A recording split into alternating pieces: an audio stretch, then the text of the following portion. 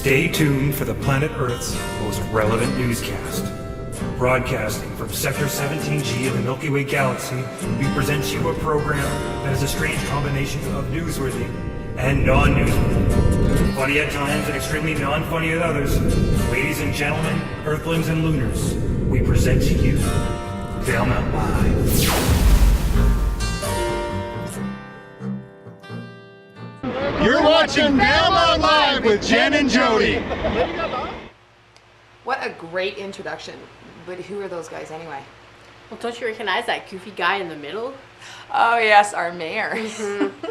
He sure likes the on-the-street interview stuff, doesn't he? Sure does. He's been getting around too. I heard he was up on the mountain doing a bike with a bike consultant, and he was sandbagging the flood waters, and he was doing a modeling shoot with the 50s pinup girls at the parade. Ooh, lucky guy. Anyways, the couple are honeymooners actually, and they were trapped here during the road closure. They had managed to get the good old honeymoon suite at the Super 8 with maybe a little bit of the mayor's influence, so they were like super happy. So anyway, good evening and welcome to Valemount episode 91, Valemount Live episode 91. Cheers. If you're just visiting Valemount and sitting in your motel, don't turn that TV off. We got some important stuff coming up. You don't want to miss it. If you are from here, well, you probably already know what happened, so we'll give you a little bit of a highlight. So there's been tons of parade action over the last couple of weeks. We had the official Valemountain Days parade, the Grad parade, promenade. Well, it's all really the same thing anyway. Wait, and there was the still parade. The vehicles were lined up to the Kinbasket Lake Road turnoff on Highway 16. There's a closure both ways. Wow. Pretty crazy.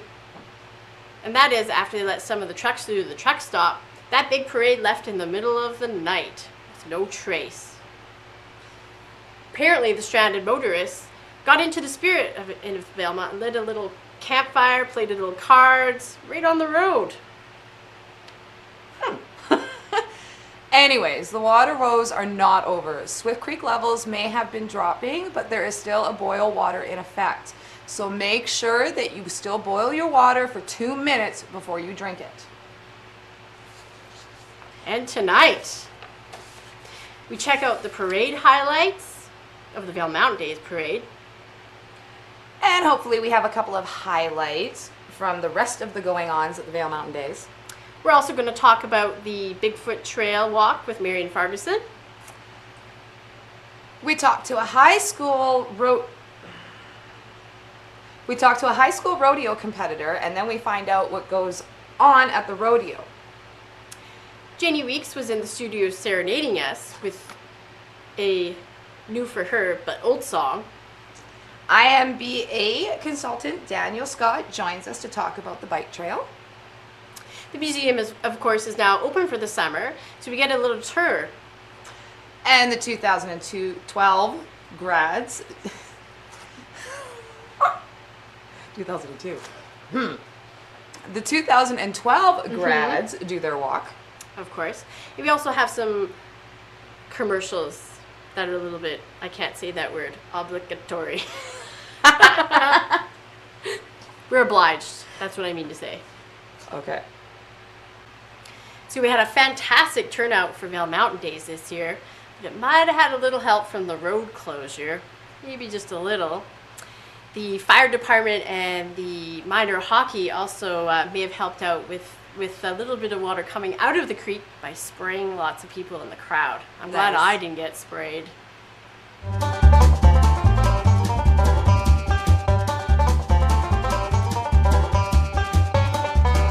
Valemount even welcomes the media.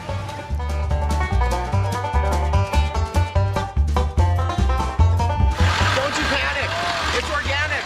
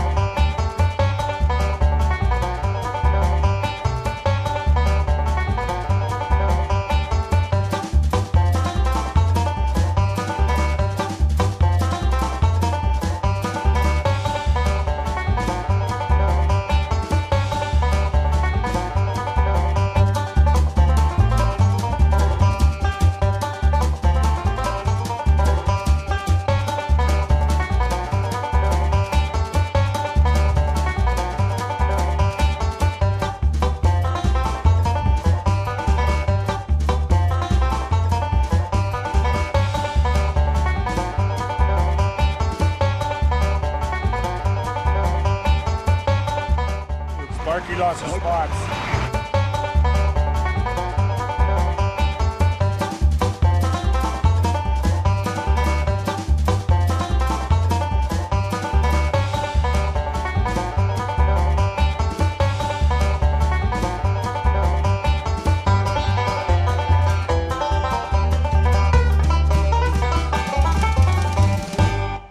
I talked to one logging spectator that was watching the show, and all he could say was, wow, Klondike Days could learn something from us. Because they had the women involved as well, and it was a real show.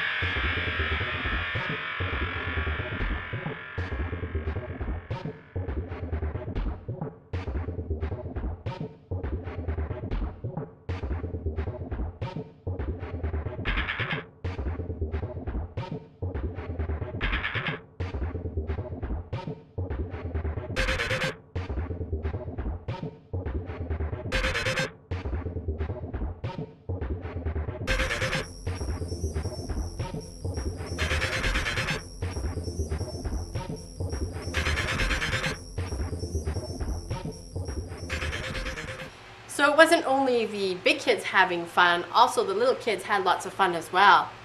And maybe from a little help from some of the big kids, adults.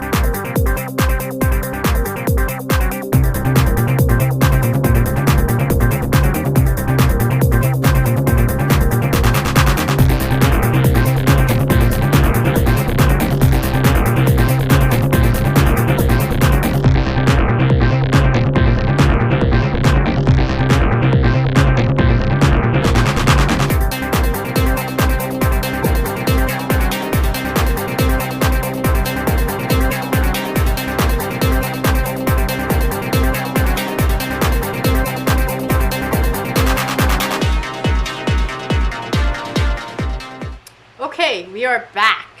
So we just drove part of the proposed Bigfoot trail that Miriam Ferguson proposed over a year ago.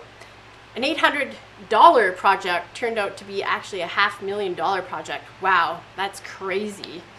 The idea of the Bigfoot Trail started from this very spot at the Crafters Guild. We were having a meeting and trying to work out how we could get more people to cross the railway, come to this side of the tracks. We had a meeting and I suggested that to get people over they could follow a set of footprints. And of course then you can marry the two ideas.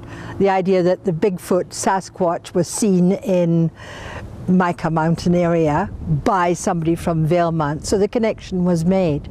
So originally it was a case of having big footprints on the existing road, painted bright green. I think it's always been it's historically been a problem trying to marry the two sides of the village, the older side, historic side on Main Street, and the Fifth Avenue side. So this would be absolutely perfect for that. Originally we thought of the tourists coming across the railway because we all know that they mill up and down Fifth Avenue with nothing to do in the summer. But then the idea grew some and it became a sort of health issue, so the local people could also use it. So we're joining the two sides of the village. The local people can use it. It's a health thing. The old folks' home is down at the bottom and they would have access on a paved road or a pavement, sidewalk, to get to the shopping area. If I saw two people from the old folks' home making use of it to access the IGA shop, I'd be enchanted with the whole idea. I have this vision of people pushing prams side by side and walking and talking. Grandmothers saying, come on, let's walk the walk. And doing the talk as well. We used to have a street in Aberdeen when I was growing up, and we all walked the mat. It was a mile long down the middle of the Union Street. And it was calling Walking the Mat, and we did it from the time we were kids, flirting with the boys from the local school, I might tell you, all of us. But everybody remembers Aberdeen and everybody remembers Walking the Mat. It's a huge project. With a bit of luck, it'll have huge payoffs, one way or another, but it's up to us to make the best use of it. It's up to us to either use it for recreation, it's up to us to ask for it to be put into use through the winter for walking, it's up to us to put the kids to put lemonade. I've always seen kids with lemonade stalls along it so that those tourists can stop and buy a little bit of lemonade on the way past because it's 50 cents or whatever the going rate for a lemonade is. Somebody else said that they wanted a boot camp marked out along it, so that the fiendish exercise people can have their fiendish exercise in the morning. Me, I see it as a family walk. Sculptures and art along it. It's just the right length, it's in the right place, it's the right size to have the whole family. Every Thanksgiving weekend, the whole family's here. I can see everybody walking along and doing the walk. Come along the Bigfoot Trail. Let's go along the Bigfoot Trail. It should become a historical feature of weekends spent in Valemount where you grew up, I hope. I want to come back to that money thing again that everybody's worried about. They seem to think that the Bigfoot Trail is being funded by our local taxes. Indirectly it is. It's regional taxes. It's Columbia Basin money. We're just lucky. We had the right project at the right time, in the right place, and bingo, we got it. It isn't money that would have been spent anywhere else. It isn't money that could have been given to the village and used somewhere else. It's specified trails. And that's why we were in the right place at the right time. Why Sasquatch? Oh, it's Sasquatch because William Rowe, who's William Rowe's father, President William Rowe's father, had a sighting, authenticated, fully authenticated sighting of Sasquatch and Mica. And nobody doubts his word. He was a hunter. His was, I think, the last official sighting of Sasquatch. That doesn't mean there wouldn't be another official sighting of Sasquatch. If they're out there, they're out there. I believe in them. Nessie made a fortune for Scotland. Let's not knock it. All everybody's doing right now is praying that Nessie puts her head up again. And everybody goes there to have their photograph taken in Loch Ness. So it would be really interesting if we could, almost by default, brand the village as the Bigfoot village, the last village before you go through to Alberta. Why not stop? Don't forget to stop at the Bigfoot village. There's a marsh there to go around, which is beautiful. There's a trail there to go around, which is beautiful. The mountains are stunning. The place is green and clean. It could happen. Why not? It's up to us to put it to good use. It's up to us to make it work for ourselves and to make it work for the village. It's going to be ours. We have ownership. We want people to come off the highway. We want them to come into Valemount. We want them to stay. We want them to stay and play. We want them to stay and play and go on the trails. Let's face it, there could be a Bigfoot out there still. There's no reason to think there isn't one. Come and stay with us. Come and look for Bigfoot. This is Bigfoot country and it's beautiful. So the Valemount High School Rodeo drew in over 40 participants. Wow. Pretty good. We had a special participant. Her name was Jessie Morris, and she would actually rank second in all of BC. Impressive. She comes from Langley. A lot of these people are actually on the road for 4 days, and Valemount ends up being the last stop. So let's take a look at the video with Jessie. I'm Jessie Morris. I'm from Langley, and yeah, that's me. It's about 9 hours away from here, and I'm in the pole bending, barrel racing, goat tying, breakaway roping, and team roping this weekend. So Jessie is our one and only rodeo child, and she's in grade 11 this year, so she's got one more year with BC High School Rodeo after this year. So we're set for that, and hopefully she'll make it to nationals, and we'll take her to nationals. And our daughter likes to compete. She's become very competitive in a couple of events, so we just really enjoy the sport, the rodeo community. We've met a lot of nice families all throughout the province we've become good friends with, and it's a great focus for our daughter. It's a lot of fun. You get to come each weekend, hang out with your friends, and it's a different group of friends from your school friends, so you don't get tired of them very often, and just rope the dummy a lot. And we have a lot of water fights when it's hot out. It's pretty fun. And all the kids get along. It's funny, they compete all day long against each other, and then they rope together all night long and hang out. It's a really good community. The kids in BC High School Rodeo have to maintain a certain grade average to be part of it, and they have to be, good at school. Go every day. BC Finals is coming up soon, and then we have Canadians in Manitoba, and I'm hoping to be there. I'm second in the goat tying right now, so I'm hoping to stay in that place and then make it to nationals in where are we going? Wyoming? Rock Springs, Wyoming. Hoping to go to college and college rodeo, and then probably continue after that. Make a little bit of money. I just like to stay nice and relaxed, and I don't really listen to what other people are getting for their times.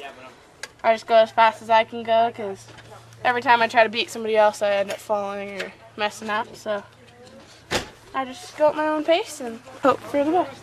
Well, this is our fifth weekend in a row rodeoing with our daughter, and it's pretty tiring, but it's fun at the same time. We're from Langley, down on the coast, so most of our hauls are 6 to 8 hours to get to these rodeos, so it's a fair commitment. But our daughter really enjoys it, and we're just very happy to support it. We know where she is every weekend. She's with us. That's perfect.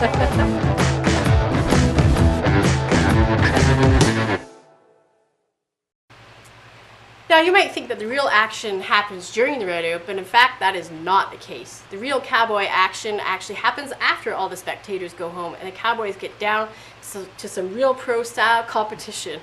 Nice. That a few non-rodeers even get to see as well. Like the rites of roping passage that all the young cowboys must go through before they can call themselves real cowmen.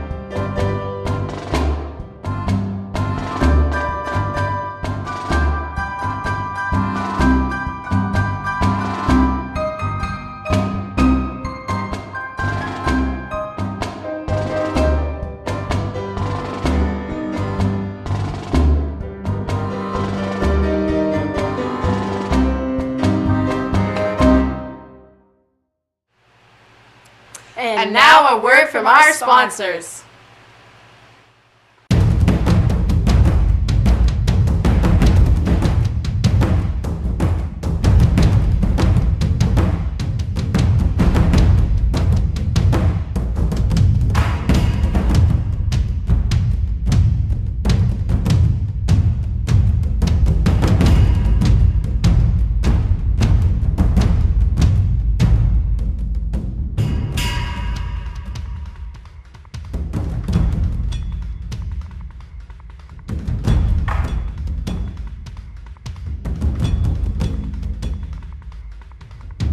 Hall boots, the best boots you can get in the world. Yeah, you know, bottom's nice, very clear, very cool boots by Jenn Hall.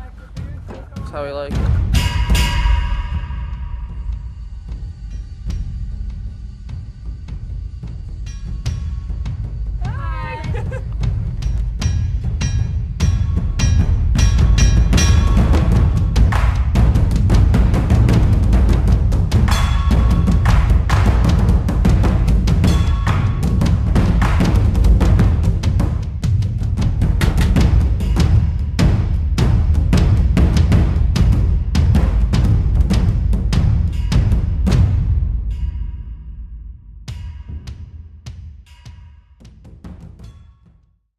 Hey, you're watching Indie Vibes. I'm your host and producer, Michelle Gunderson. This year we'll be coming to you from Boonstock out of Gibbons, Alberta on June 29th, 30th, and July 1st. It started off as a small little festival out of a barn in 2001 where 800 people showed up. Now it attracts thousands where you can camp out for the weekend. Such bands that have graced the stage: Gob, Puddle of Mud, Billy Talent, Alexis on Fire, 3 Days Grace.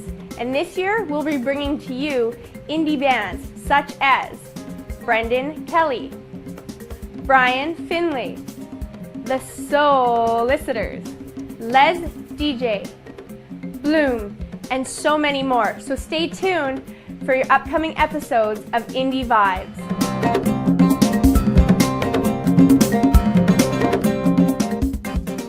So Daniel Scott was here from IMBA for about a week working on the proposed mountain biking trail. Now this sport is just skyrocketing, and we happen to have the right stuff for a top venue in Valemount here. Andreas Tony is spearheading this project with help from from the CBT grant. Here's Mike and Daniel hitting up some highlights. Hi everybody, Michael Austin here at VCTV, and we have the pleasure tonight of welcoming Daniel Scott from IMBA to Valemount. Daniel is one of the mountain bike trail consultants here with the International Mountain Biking Association, and he's been in town for about a week looking at what we have here in terms of a potential mountain biking destination. Welcome to Valemount. Thank you, Mike. My pleasure. IMBA is a nonprofit organization whose primary focus is advocacy for the sport of mountain biking throughout the world. How it pertains to our mission basically is to preserve, enhance, and create mountain bike or trail opportunities for mountain bikers throughout the world. And in my case, I work for the Canadian office, so my primary focus is doing that for Canada. Okay. Can you explain why we need you? What do we get? What's the package? What's the package? Yeah. So how IMBA, or how the Trail Solutions program operates, is basically I've been harnessing or honing my skill set with how to develop sustainable trails. Okay. Andreas is designed, there is the Andreas's Trail up on the apron of Mount McCurdy as it stands, and it's a very technical, steep, kind of limited in scope trail. That being said, rode it as an advanced rider, people will have a blast on it. However, right now it sees a very minimal amount of use. The whole purpose, or a large part of the purpose of this project, is to develop a destination where people from outside of town can come in and experience the mountain biking and the terrain that Valemount has to offer. That being successful, we're going to see a much higher use of the trail system, and trails that aren't necessarily aligned or designed with sustainability or maximum sustainability in mind will eventually degrade and then no longer be fun. And ultimately what we're going for is a fun factor. So in the past I've worked on a whole bunch of different kinds of projects, and certainly I've worked in the past in various parts in Western Canada, especially where we're working with foresters. Their knowledge and skill set as it relates to the woods like you're talking about is invaluable. One of the ways that we can offset the cost of bringing in the professional builders is to do a lot of that initial field work with people whose jobs it is to deal with it. So if it's related to corridor clearing, if we're developing a new trail and we need to get in there and do the tread work, before we do that we need to do a lot of tree removal. So that's a great opportunity for the kind of the local community to come in, those who have the skill set who are looking for some potential work to do exactly that. Because when you're bringing in the pro builders, they charge by the hour typically, or by the linear meter in some case, and the more you can do with local help, that means you're going to reduce your ultimate costs when you bring in outside help. So, for them to float in their machines, for them to do all that kind of stuff, we'll get them doing what they do best, and get the other people like the foresters and whatnot doing what they do best, and then between the two of them have a good product in the end. So what do you want first, the good news or the bad news? Let's go with the bad news first. The bad news first? Okay, so the bad news is you are dealing with some of the terrain because we're dealing with the apron of Mount McCurdy primarily. It does wrap around and does get into some north-facing slopes, as well as we get into higher elevations. Now there is a couple of bands of primarily black spruce forest, which I mentioned last night in the village council meeting. Why is that an issue? They typically like very moist soils, peaty soils, which makes digging and getting below that initial organic peaty soil that typically retains a lot of water and into a mineral-based soil that's going to have a harder surface and a more durable surface for the final trail tread, more challenging. Some of the opportunities, or a lot of the opportunities, it's got beautiful proximity to the village. You can basically ride from a lot of the downtown amenities directly up to the apron of McCurdy, 5-10 minutes maybe at most, as well as the amount of elevation. I mean, the fact that you can gain so much elevation in such a short period of time is fantastic. Having Swift Creek, people are intrinsically drawn to water and water features. That old growth management area, more to the north or the northeast side of Swift Creek, stunning. A fair amount of rock that one can play with. And that's a good thing. Oh, anytime you get rock in the terrain, it gives you opportunities to create features. It's kind of like putting the mountain in mountain biking, right? People bring that in. And of course, on that note, looking and playing with the idea of gaining more elevation and possibly starting to play with the concept of the subalpine and alpine opportunities that McCurdy could also offer a long-term vision for this system to really give you that full experience of going from an alpine terrain to a subalpine terrain into kind of that initial forest band, then down through the fir stands, then down through the cedar stands, across Swift Creek, and then back into town across these beautiful kind of grassland meadow pine balsam fir forest. It's quite a diverse experience, all in one trail system. We're going to do a part 2 to this interview, absolutely. And thanks to Andreas Tony for kind of spearheading this and taking the time and making the effort to write the grant. Thanks to the Columbia Basin Trust for accepting that application and providing the funding for this, because with the economic situation here, due to a number of factors, we're certainly looking for things, and this seems like a really viable alternative. So we just showed you some highlights from a 30-minute interview. If you'd like to check out the full interview, please go to Channel 7 and you can check it out. Oh, and speaking of spring, we had 24 students just graduate from the high school, and we actually have coming up next some video on the beautiful gowns and the suits and the ceremony and all the fun that goes along with Grad.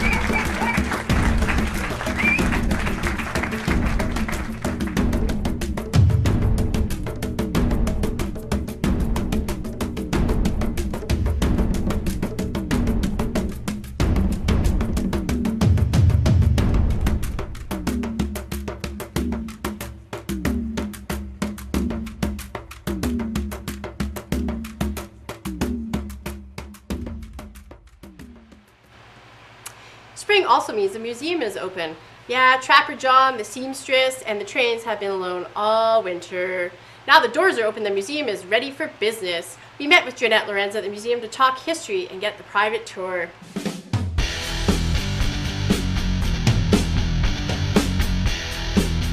My name is Jeanette Lorenz. I'm the administrator for the Valemount Museum. And here to my left is my friend Jezebel. She is a school teacher and she featured in last year's ghost story that Priscilla Barr, last year's summer student, wrote about her. I don't know, maybe some of you know that.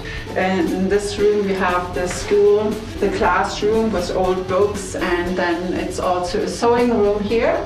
Old sewing machines and other equipment and spinning wheel and things like that.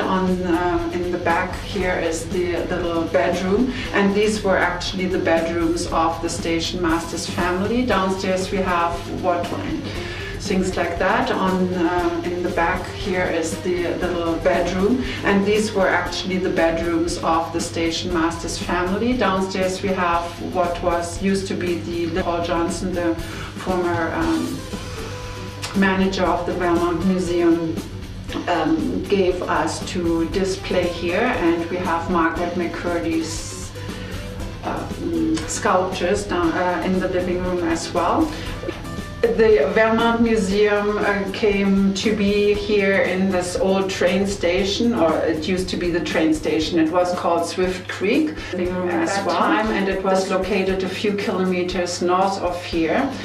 We have a really nice exhibit downstairs. It's a trapper's cabin with a wolf pelt and a black bear and a grizzly bear and other pelts, and we have Lester downstairs in the trapper's cabin. Lester is a dummy like Jezebel or something very similar. Margaret McCurdy made this dummy called Lester sitting at the table. So if you come and visit us at the Valemount Museum, then you can visit him too and say hello. We have a real caboose, which I love because I love trains. We also have an annex, a museum annex, where we have farm and logging equipment. Why you should come and visit the museum? If you are just a little bit interested in history, if you love trains, if you love farms, if you want to know how life in a small community is and has been, then you should come and visit us. When you have children, they will be very interested in our model railroad that we can turn on for you, and we try to keep our website updated, which is valemountmuseum.ca, where we have online exhibitions as well. And we are on Facebook, and you can just search for us on Facebook under Valemount Museum, and we try to keep that updated as well. So thank you very much for visiting the Valemount Museum.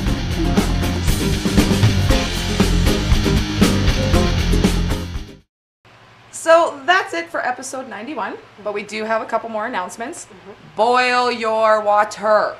Until the order comes off, boil it for at least 2 minutes, or you could just drink some apple juice. That works too. Absolutely does. And finally, after the snow is gone, the figure skating DVDs are available at the Crafters Guilds for only $20. Yep, you can buy one and then copy it and give it to your friends, but you know what? This is a fundraiser for the skating club, so please ante up that $20. It's only $20. That's all. Yeah. No big deal. So Alberta Birdie, the developer of the proposed Glacier Destinations resort, was in town last week to talk to the Ski Society. We will play this presentation on Channel 7.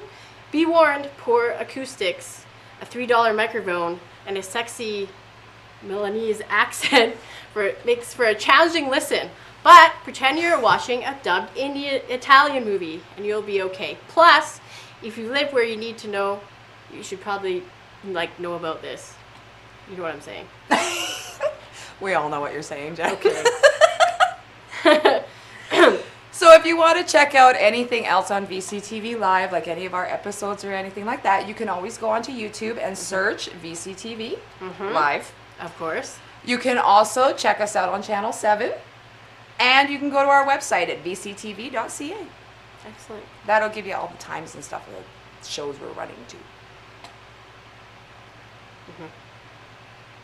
Bye. Apple juice. Apple juice. It's